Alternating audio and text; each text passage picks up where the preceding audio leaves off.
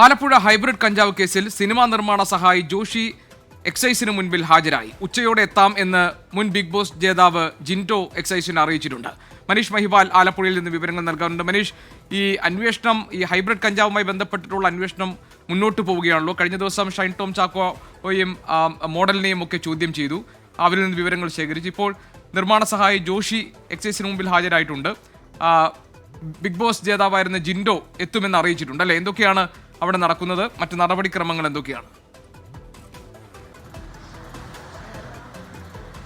ജി.കെ, ഇന്ന് ഹാജരാകുന്ന രണ്ടുപേർ, ഈ രണ്ടു പേർക്കും ഈ പ്രതി തസ്ലിമ സുൽത്താനയുമായി ലഹരി ഇടപാടുകൾ നടത്തിയിട്ടുണ്ട് എന്ന സംശയം തോന്നിക്കുന്ന തരത്തിലുള്ള സാമ്പത്തിക ഇടപാടുകൾ ഇവരുടെ ഭാഗത്തു നിന്ന് ഉണ്ടായതിൻ്റെ തെളിവ് ലഭിച്ചതിൻ്റെ അടിസ്ഥാനത്തിലാണ് രണ്ടുപേരോടും ഇന്ന് ഇവിടെ എത്താൻ, ചോദ്യം ചെയ്യലിനെത്താൻ ഹാജരാകാൻ നിർദ്ദേശിച്ചിട്ടുള്ളത്.